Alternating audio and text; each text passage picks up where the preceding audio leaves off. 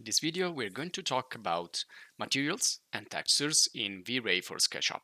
And we are going to use some assets from the website Polyheaven.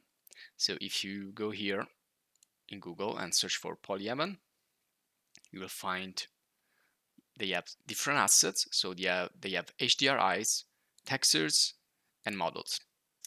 In the textures part, we're going to find a lot of actually materials that you can use in Blender or in other software. So we're gonna find a package of textures, not just one texture. And then we have the models also that are really well done, and they also come with textures.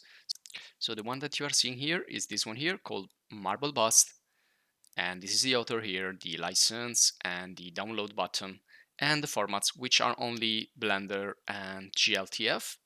And we're going to come back to this later on. First of all, I want to talk about textures more in general. So you either find texture with a simple search in Google, just by searching textures and go into the image search, or you go into a particular website like Polyheaven and you will find a set of materials and textures.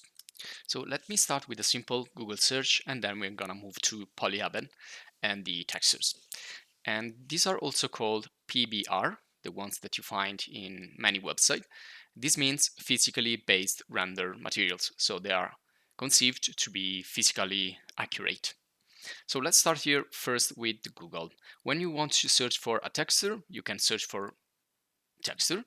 Well, you can actually use any image as a texture, but if you want to create the tiling effect, if you want to repeat the texture many times in horizontal and vertical to cover really large areas, then you will need to find a precise type of image. So this one here, for example, could be a tileable and a texture that can be repeated many times. But for example, this one here is not. So also you can distinguish two main types of textures, the one that you can repeat many times and the one that you can repeat just one time. So for example here, if I search for wall, I'm gonna find many images again. So many of these are textures, but perhaps this one here is not good because it's in perspective. But also this one here, you can just place this once, because if you repeat this, you're gonna see the repetition clearly. And also this one here, you can use it just one time. And this one here, and also this one here. So of course you can use any image to create a material, but all these images like this can only be placed once. If you repeat them many times, they're not gonna look good. So yes, you can create a poster, a work of art, a frame, a picture frame. You can create a TV screen using a single image. But when you need to do something like a wall or a very large area and you need to cover that with a small texture, you need to have something that can be repeated without seams. So when you search for texture, a keyword is seamless. This means that probably that texture can be repeated and you will not see the line of division between one tile and the other. So it's gonna work like tiles, like pavement tiles. They're gonna be one next to the other, but you will not see the division line except if you need to create a tile. So for all the other cases, you don't want to see that. And in this case, you can search for seamless. Now, usually you will find a lot of textures, but check always the dimension here. So the pixels should be fair enough, a fair number.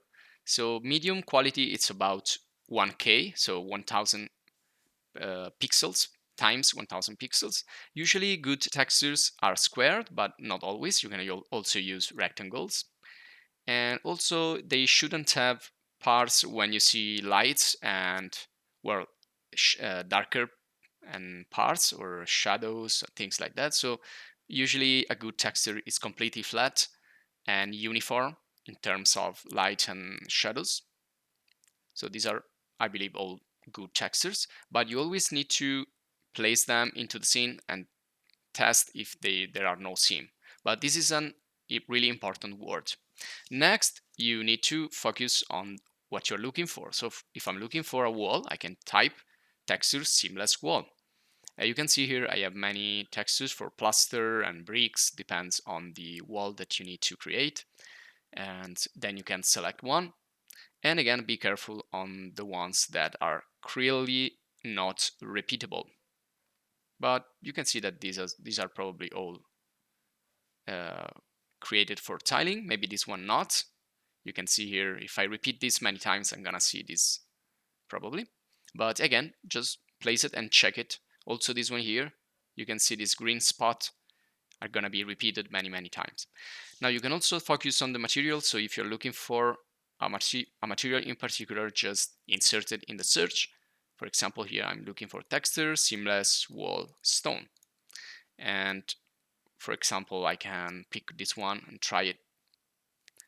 Or, well, this one, of course, is not good because it's in perspective and it's SketchUp right there. So it's a snapshot of SketchUp.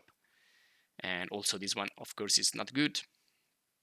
Okay, so I think you get the point. So you can find many websites, by the way, if you look for images in Google. And I found this one here, Polyhammon, which is really good. And they have a lot of free assets that you can use. You can start to study and understand how good materials are done. So I'm looking for a wall, a brick wall. So I'm going to go here in the categories directly. And we also created other videos about Polyhammon or similar websites, so you can search them in the channel. Okay, this is the one that I used in the scene. These are called medieval blocks from this author here, and this is the license.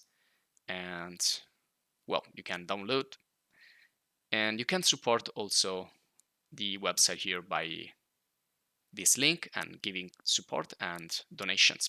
So in this case, I've chosen the 1K, but you can see they also give higher resolution, but I don't need that, just to make this example. And of course, higher resolution is going to look better, but it's going to be also heavier in the rendering. So be careful about going further than 2K or 4K. And you can see here I have a Blender and a GLTF again. And I click on download. I'm going to download the folder.